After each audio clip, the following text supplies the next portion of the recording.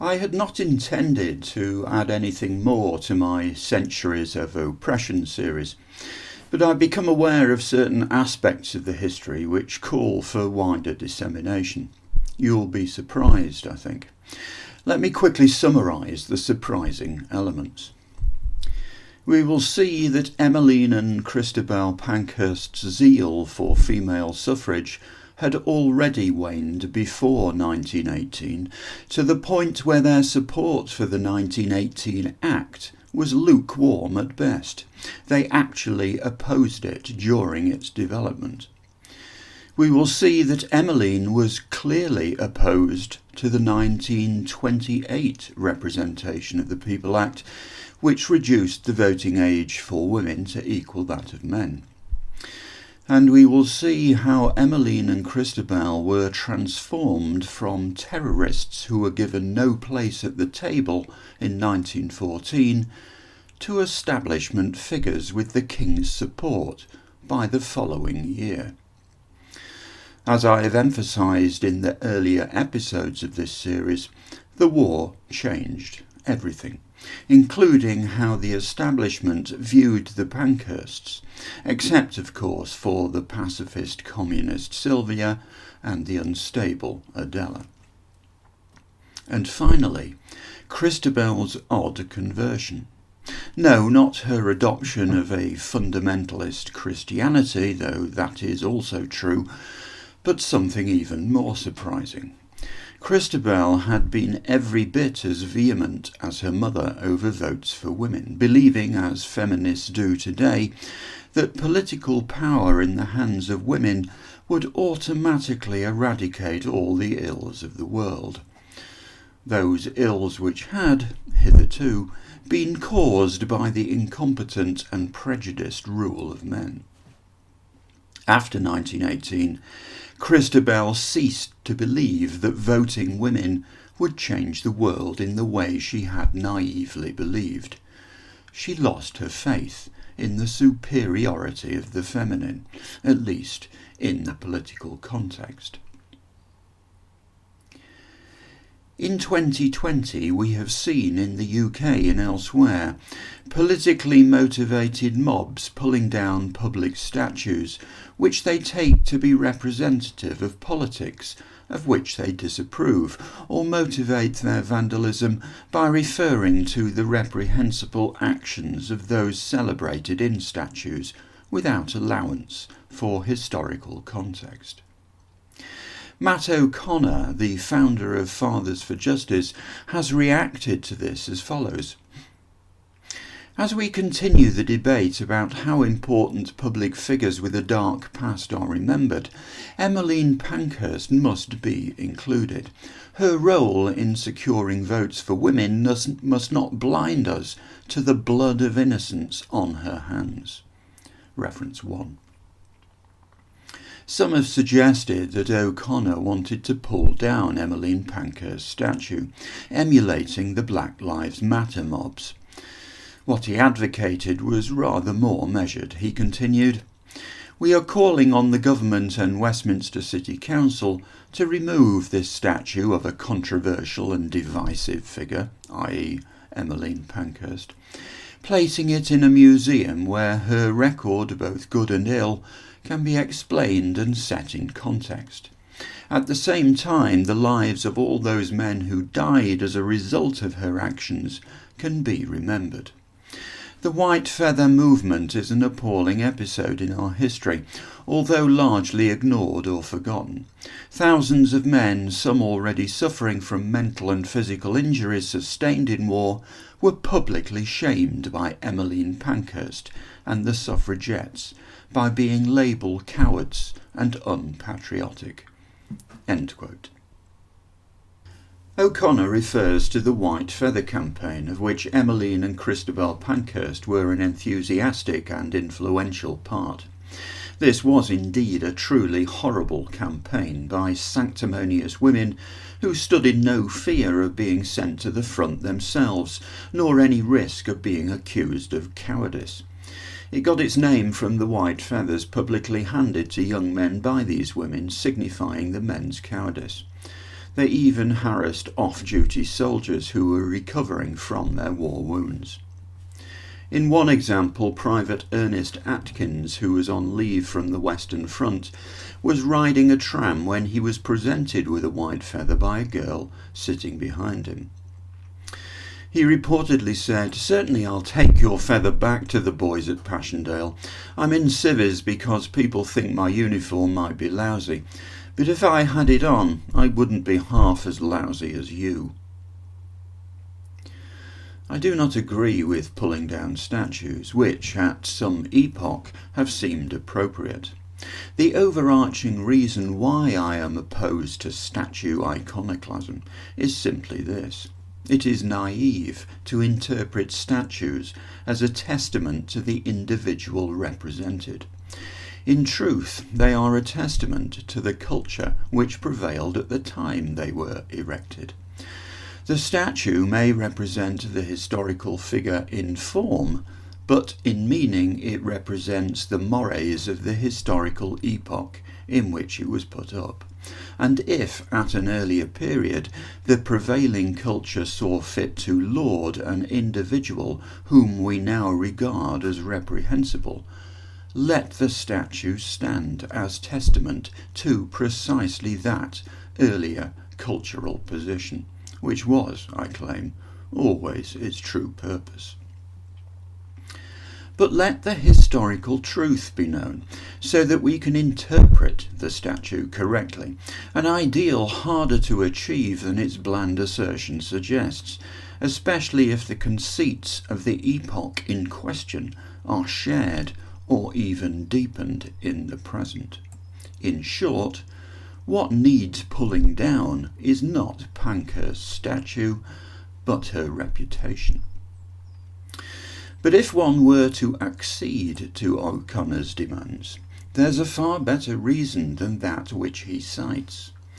The White Feather Campaign was indeed an appalling display of female entitlement and hypocrisy. However, one presumes the statue was intended to celebrate Pankhurst's role in winning the vote for women, to which other facets of her life, however egregious, might be claimed to be irrelevant. The better reason for removing Pankhurst's statue is, I believe, unique to her. It does not apply, for example, to other historical figures whose statues have been questioned of late, whether it be Winston Churchill, Cecil Rhodes or Edward Colston, or the many others now deemed unwanted by the woke brigade. As far as I am aware, no one has claimed that these individuals did not actually do those things for which they have been celebrated.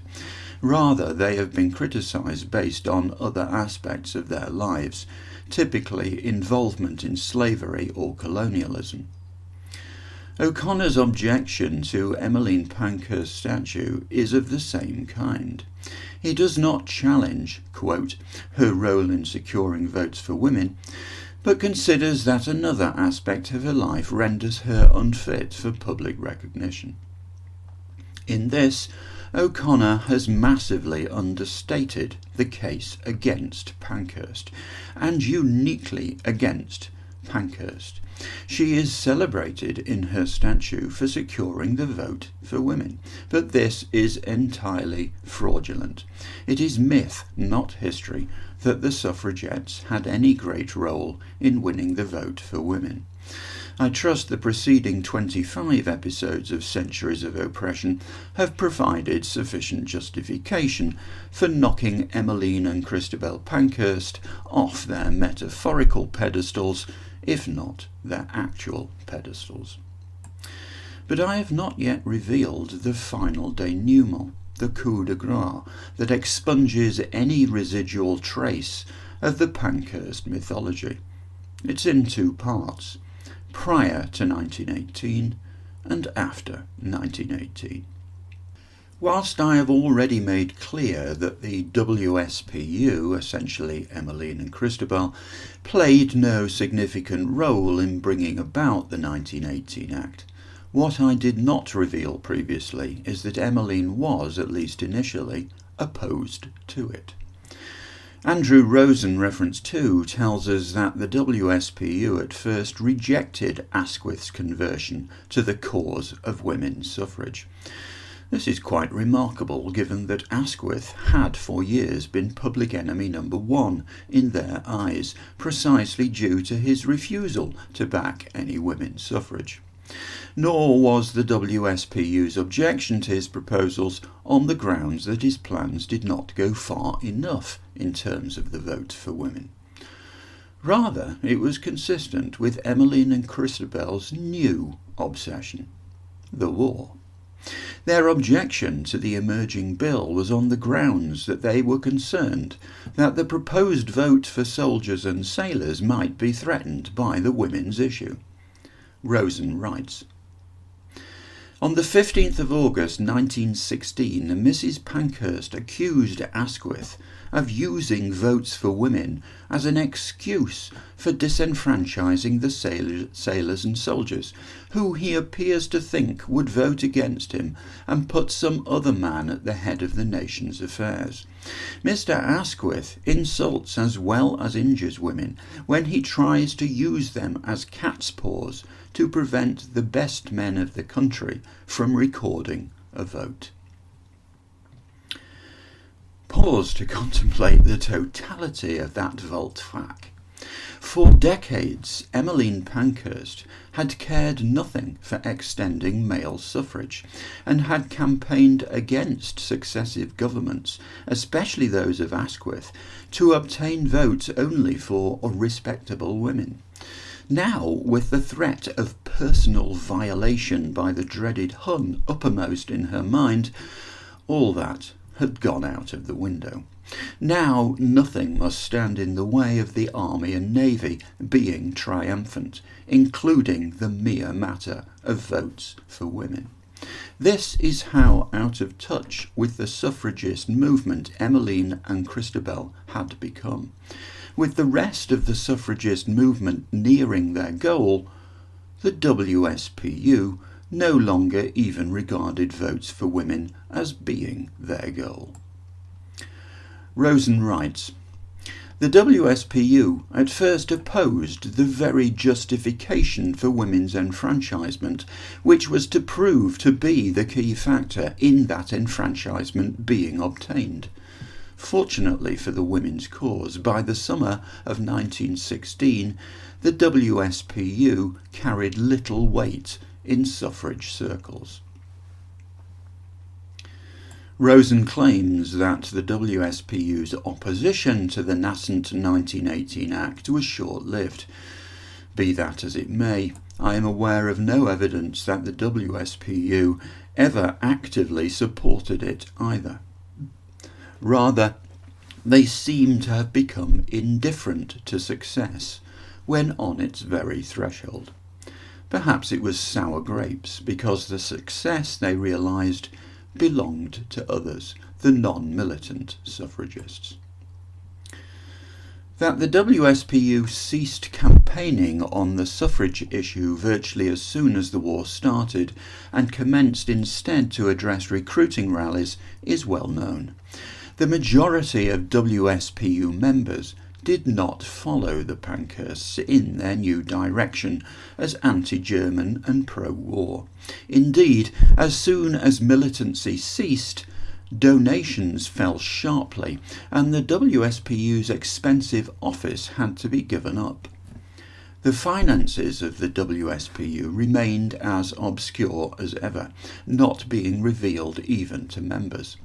But funds left over from the Militant Campaign were used to purchase Tower Cressy on Camden Hill, to be used as an adoption home for girls, specifically girls, not boys. It was clear that the WSPU was turning away completely from the campaign for female suffrage in October 1915, when their house magazine, the Suffragette, was rechristened Britannia, very obviously a war-based patriotic publication, a very different proposition from the Suffragette years. In the same year, 1915, the WSPU received a grant of £2,000 through Lloyd George, at the suggestion of the King, for their support in enlisting women workers. As a result, on the 17th of July 1915, a 30,000 strong, 2-mile-long march of women bearing banners such as "Shells made by a wife may save a husband's life" was organised in part by the WSPU. This is how rapidly the Beyond the Pale terrorists were reimagined as patriots and supporters of the establishment. To know this is to understand why Emmeline and Christabel subsequently became acceptable as heroines to the establishment. June 1917 saw Emmeline in Russia between the two revolutions, having been dispatched to stiffen the resolve of the Russians in the war. Recall that the initial reaction of the British establishment to the February Revolution was congratulatory, as they had had problems with the Tsar, and recall also that the revolution started in the ranks of the Russian army, so a little bit of backbone stiffening was clearly called for, they thought. The WSPU ceased to exist on the 2nd of November 1917, when it was clear that the vote for women was about to be won. To be more exact, the WSPU was renamed the Women's Party. Christabel rather than Emmeline was to the fore in the new party, and the patriotic Britannia continued to be its organ, edited by Christabel. Much of the domestic policies of the new party would be recognised by feminists today, but in stark contrast, their foreign policy was, to quote Rosen, acutely xenophobic. After victory over Germany, they advocated its total economic devastation and proposed a thoroughgoing imperialist programme. I quote, "Ridding all government departments of officials having enemy blood or connections, and of all officials who have pacifist or pro-German leanings. Opposition to surrender of the authority of Parliament in international politics to any so-called League or Council of Nations. Keeping the natural resources and transport systems of Britain and the Empire under strictly British ownership and control, and the exclusive manning of the British public service by officials of long-standing British descent and wholly British connection." End quote. Hence, Emmeline and Christabel led a women's party which far out-Brexiteered Brexiteers, and even went well beyond the English Defence League, being unapologetically proto-fascist. It should be no surprise, then, that many former suffragettes were soon to support fascist movements, at which point I refer you to Simon Webb, reference 3. What is truly amazing is that Emmeline and Christabel have been adopted by the left as their heroes.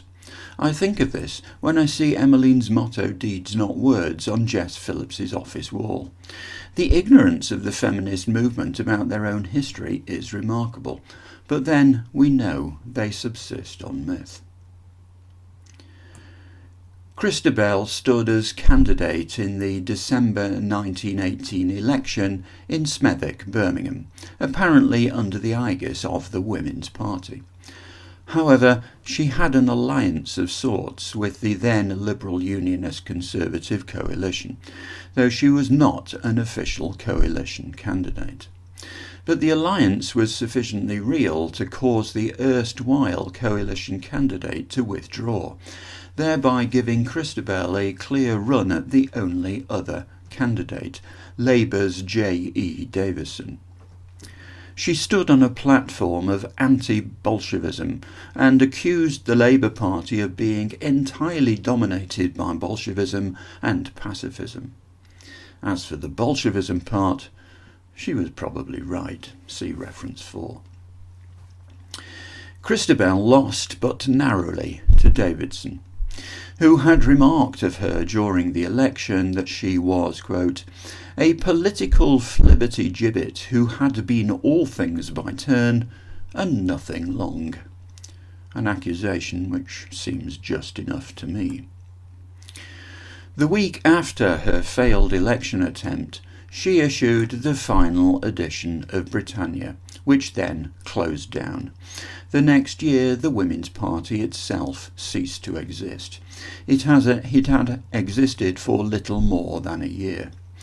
Christabel withdrew from electoral politics for good in 1919, but Emmeline did so only temporarily. Christabel lived a restless life after 1919. It appears her psychology must needs adhere to one form of zealotry or another. As women's suffrage had given way to war-supporting imperialist jingoism, so the latter gave way after the war to millennialism. She believed that it was, quote, unmistakably certain that Christ would come to initiate the millennium. But of greater interest to us here is that Christabel now thought that women were, quote, wholly unable, just as men are unable, even to form, much less put into effect, a policy that will regenerate the world. She wrote, some of us hoped more from women's suffrage than is ever going to be accomplished. My own large anticipations were partly based on ignorance, which the late war dispelled, of the magnitude of the task which we women reformers so confidently wished to undertake when the vote should be ours. 1925 saw Christabel and her mother running a tea shop in Juan-les-Pins on the French Riviera, the English tea shop of Good Hope. Christabel spent little time in England after 1920, but she was here in 1936 when she was honoured by being made a dame. Shortly after the start of World War II, she fled back to the USA and never returned. Some patriot. Emmeline's involvement in electoral politics is incorrectly recorded in many sources. She also lived abroad for much of the time after 1920, including in Canada and Bermuda, but she returned to England after the tea shop episode in 1925. Her anti-Bolshevist fervour, dating from 1914-15, was undiminished. She was adopted as a Conservative candidate for the constituency of Whitechapel and St George's. In truth, she had always inclined to the Conservative, having never embraced universalism for either sex, and had flirted with all the parties merely as an expediency to promote her prevailing obsession, whatever that might be. Some sources claim she stood for election and was defeated. This is untrue, and I apologise if I gave this impression in an earlier episode. In fact, the constituency of Whitechapel and St George's had no election after Emmeline returned to England and until 1929, by which time she was dead.